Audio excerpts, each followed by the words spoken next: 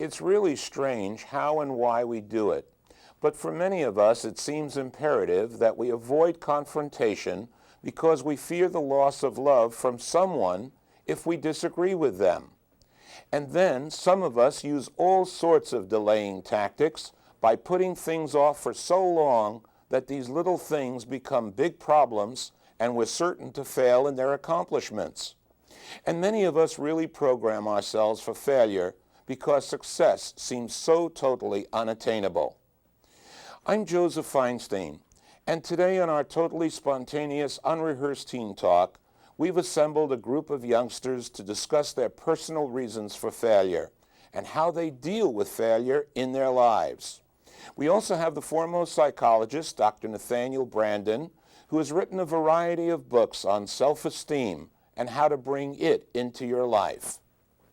From my perspective as a teacher, school counselor, and psychotherapist for 35 years, the element of self-esteem, liking yourself and giving yourself confidence and positive boosters of morale whenever you need them, is the single chief trait missing in both youngsters and oldsters. And I might add that with it, you can accomplish anything. Without it, uh-oh. The idea of liking yourself runs contradictory to puritanical concepts where self-effacement was valued. But the days of our Puritan heritage have to be set aside a bit, for current psychological thought demonstrates clearly that as we see the good in ourselves, we find the good in others. As we heal ourselves, we want never to hurt another. If it were up to me, the concepts of self-esteem would be the single dimension I would add to every schoolroom, Sunday school classroom, and place of business. Let's turn now to our young people and discover some of their feelings regarding failure and what they've done about it for themselves on today's Teen Talk.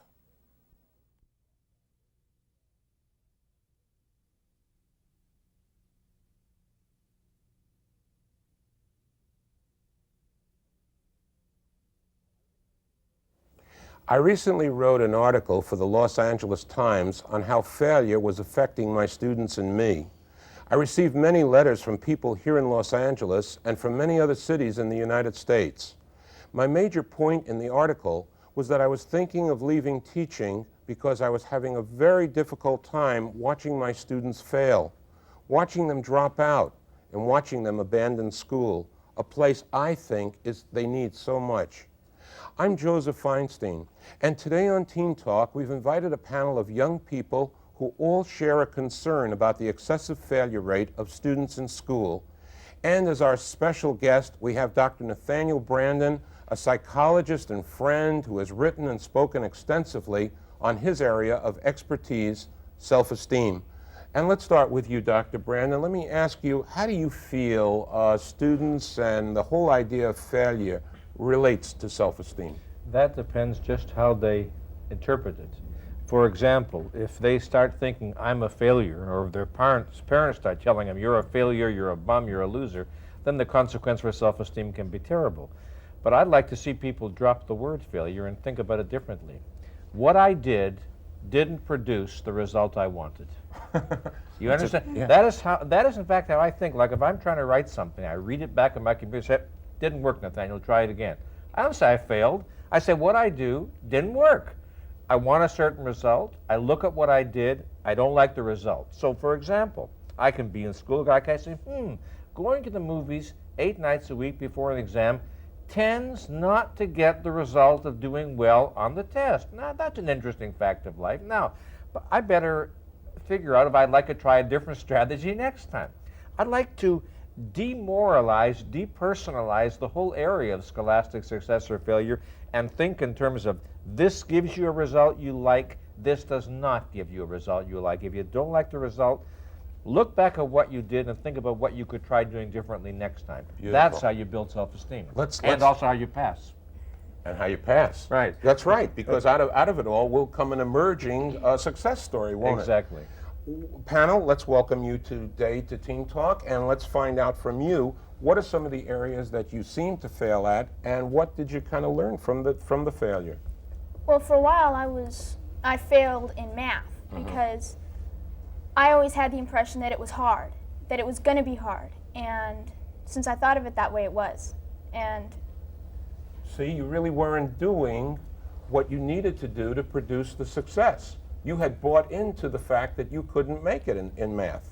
And you bought it. You bought the story, didn't you? well, my dad told me that my family said math is not always going to be easy. There are going to be hard parts. And I misinterpreted that as math is hard, always will be hard. And so I always thought of it as hard, and I failed a lot of my tests. Interesting, interesting. What about you, Aaron? Where did you fail?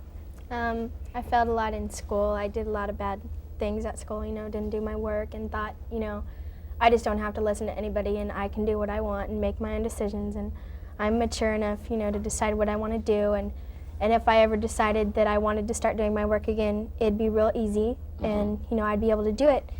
And now that I am trying to do a better job and do things, it's a lot harder because I've got into habits of not doing my homework and coming home and watching TV or listening to the radio. And now when I come home and I have a big assignment to do, it's more prone, or I really want to come home and watch TV, not do my work. I see. Okay, okay. Eric, where was your source of failure? Well, I started failing when I met the wrong kind of people, like my friends, right? Because there was times that I would stay at home and I'd go out, just come from school and do my homework, and in a way I got sick of that, right? Right. So I decided to go out. My mistake was going out with the wrong kind of people, and then everything started going wrong. Everything started going wrong? Yeah, everything. I mean, school. Did you get into the drugs? Yeah, I got into all this bunch of... Oh, they're guaranteed to help fail you right along. Yeah, they just true. depress you down into another whole different place, and they send you off into Never Never Land, where you never do your homework and you never are conscious of what's happening. Sure. Where's my runner around here? Sean, you're my runner, aren't you? Yeah. Yeah, what happened with you? Well, I just had a real negative attitude because the people were older than I were, and they were a lot bigger than I were. And so I just thought that, well, since they were bigger and since they were older than I was, well, I have no chance. And so I ran it, and I figured, well, there's no way I'm going to win this. And I didn't win it because I had a negative attitude. You programmed yourself right into the whole thing, didn't you? You said, man, or woman, I'm going to lose, and lose you did. I programmed myself to fail even before Even before you got started. Even before you got started. What about you, Thor? Where did your programming start? Well, about the time, see, I failed algebra. It was a real tough course for me. I've heard that a couple of people failed algebra, gang. It has happened before, yes. You're not alone. So, and it wasn't easy for a lot of A students and IHP students, really smart students, and that kind of put me down to see someone who is supposedly really smart, that's been doing so much better than me, have trouble in this, and then I'm in the same course, And then one really negative thing that happened was my teacher called me in, one time. She said, Thor, you're never gonna pass algebra. Why are you even trying? And I went, okay. Dr. Brandon, let me ask you, is there a payoff for failure? Lots of payoffs for failings. You indicated one a moment ago. I tell parents and adults generally, be careful what you say to young people. They might agree with you. So if you tell a young person, you can't do math, or you can't do geography, or you're never going to be good at sports, the terrifying likelihood is that you'll inculcate that the person will see himself or herself that way, and then they tend to act out of that. It makes you right, and it makes them right. See, I knew in advance I couldn't do algebra. I just proved how wise I am about it. So that's one issue. Being as mother or father or teacher expect me to be. Even though they allege something else, they told me that's who you are. I don't feel comfortable deviating from that. But another scenario is this one. Suppose I have grown-ups who are putting on me all sorts of heavy expectations that don't bear any relationship to what I want or what I need. And I don't know how to send them a signal. Lay off, let me breathe, let me find my own way. But I have one strategy: fail. Look, that way, maybe they won't put so many expectations on me. Maybe that way they will let me, they say, oh, maybe I'll get lucky, they'll give up on me. Mr. Bergman, my algebra teacher, Thor, he would come around and he'd look at my paper and he'd go, Feinstein, you're going to fail, you're going to fail. And every day he did this, and sure enough, I never before experienced this, but sure enough, I failed. And the reason I failed was I didn't want to disappoint him. His expectation was so low that I had to search down and get down to that. Because the following semester, when I took it again, I got a 99. In New York, they use numbers. And 99 is one short of 100 of a perfect score. Yeah, the thing is when she told me that I was gonna fail, I quit trying. I didn't even try to study or anything. I just stopped. It works magically. Was there any payoff for you, Jan, about failing? Well, in my experience with failure, I didn't fail with myself, but rather I failed with someone else. That person being my sister. Oh, what happened? She's 16 years old, younger than I am. And right now it seems like she's going through this phase of adolescence, or I only hope it's a phase, where she's falling into this peer pressure trap.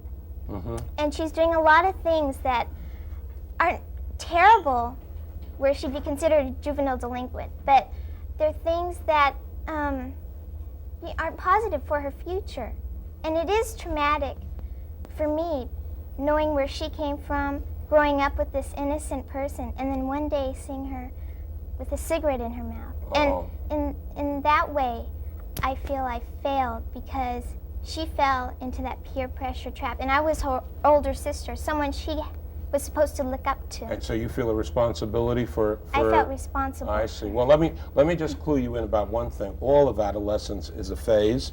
Some of us go through that phase a little bit easier than others, and some of us take a little bit longer than others to get through all that time. You are not responsible for your sister's behavior. That's for sure. I realize One of that. the things that is also for sure is that taking on this onus and this burden is not exactly the best way. Maybe you could point her in some right directions now that you know about this, and I could certainly recommend some people that could help her with that if she gets to that point. Roger, I want to introduce the audience to you a little bit. Has there been a payoff for you with anything you've chosen to fail? Last year I was doing very poorly in geometry and also Spanish.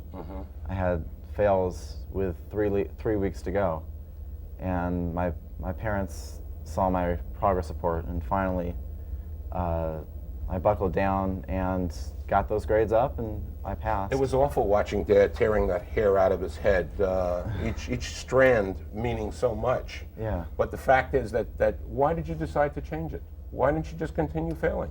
Well, I planned to go to a summer school for acting, the California State Summer School for the Arts. And I wanted to get into there very badly. And if I failed those classes, I would have had to gone to summer school. I didn't want that, so I wanted to really pass. And I see. I found out what you can do when you achieve yourself and when you really stick to it. Erin, there must have been a payoff for you. You failed all your classes, didn't you? Except my elective, which was Except the drama. one elective. Yeah. What do you think was behind all of that failure? Well, I had a lot of problems, like in my family, with always being, I thought I was the bottom of the totem pole, where everybody had a lot of problems and just got taken out on me, and I thought that it was now my time, and I could make my own decisions and do what I wanted because I was the one now who had a choice for my life and to choose to do what I wanted to do. But now, I guess the payoff is that realizing I failed, I realized that I can't continue to do this and still be able to have what I want in my life. I can't grow up and have a job and have a career and have a family and be happy if I keep, letting my life go down the tubes like it is. And all of this was instigated through your sister's death, wasn't it? Yeah. That was a big factor in that whole thing. What was the feeling? I'll show you, I'll get me? No, it was just kind of, I guess I was hurting, and I just took it out on myself in a way, I guess. And I thought, I always had to do what everybody wanted me to do. And I felt like I never got a break, and there was always a time when someone needed my help and needed me to help them. And every time I turned around and needed someone to help me, it was preoccupied, helping somebody else. And it's not that they didn't care about me, it was just there were things that had to be done, not because I was less important, but because the things that needed to be done for other people were more important. And I didn't understand that. I felt I was just being left out and nobody cared about me. And so I guess when I finally had the opportunity, I guess I did bad things to get people's attention, because all the other times when I've been trying and helping, I felt, no one was, cared about what I did. And I guess I was trying to find another way to get people's attention. The imposter phenomenon is a term used to define what occurs when the messages given by our families differ from the ones we get at school, church, and the friends at large. Dr. Brandon, could you simplify the imposter phenomenon for us and kind of give us your own version of this? Well, first I want to say that while a young person doesn't require that there be perfect agreement among all the so-called authorities, when there's a lot of dissonance, when there's a lot of different signals, it can be confusing for the child. The child can sometimes feel I'm playing a role with X to live up to the requirements of Y, and so that can produce a certain feeling of being a phony or being unreal or being an imposter.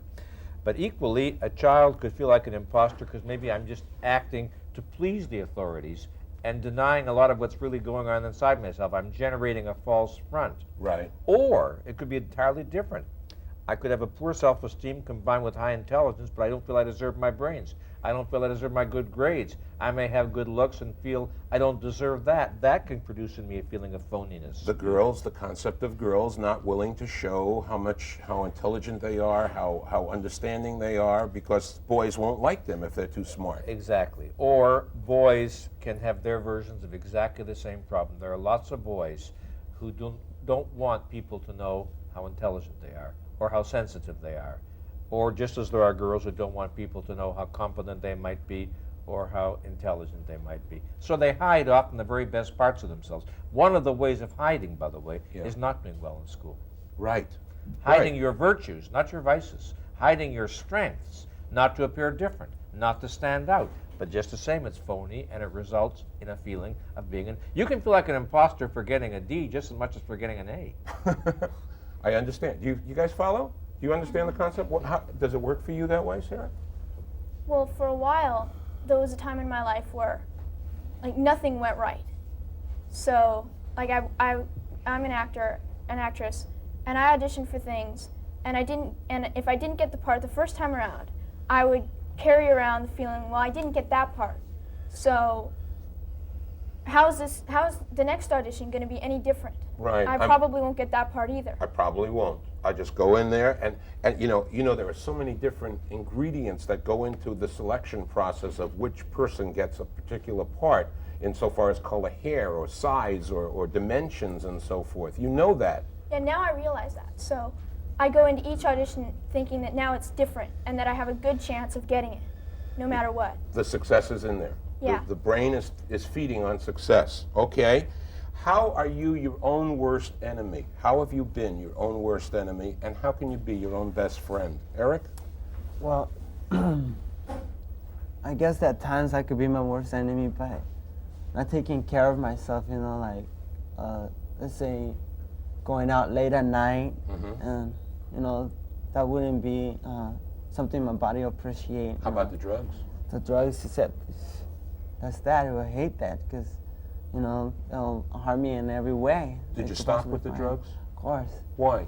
Because I found out that it wasn't leading me to no good. Everything was just, falling apart. I was going down the drain and everything, School, my mom, everything was just, I felt like I was the only one in the world. And it felt terrible.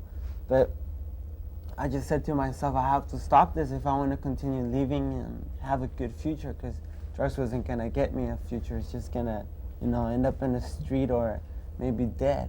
Maybe dead. Yeah, maybe dead. That's not a good place to be. No, that's not leading to too much success. No. What about you, Jan? Do you ever do any things that harm you in different ways? Back to my sister, yes, Yeah. she has. And, But I'm talking about you now. Have you ever done anything that's hurt you? done anything that's hurt me? Yeah. Not too many?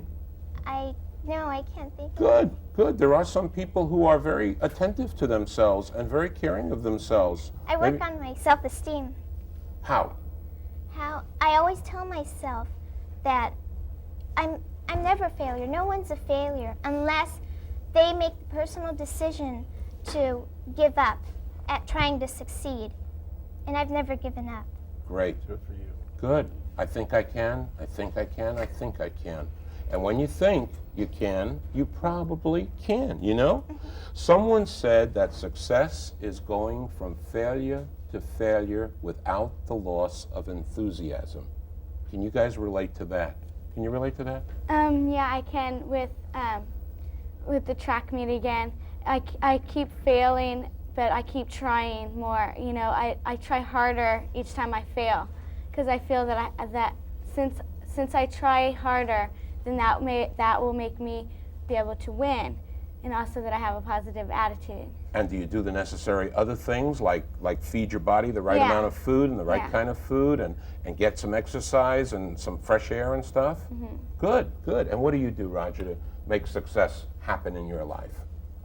Getting back to the audition, it was really hectic, and I was trying to rehearse it with my sister. I just kept on forgetting all the lines, and finally I just got quiet and decided that I have to do this, and I had the best summer of my life. Failure can be turned into success in many different ways. And among them, I would include 1. Treat yourself as your closest friend. 2. Set aside time each day for yourself. 3. Keep your to-do list realistic. 4. Praise yourself as much as possible. 5. Admit your failure and move on. 6. Expect success in your life. If failure is a feeling of being out of control, the cure is obviously the need to take charge of your own life.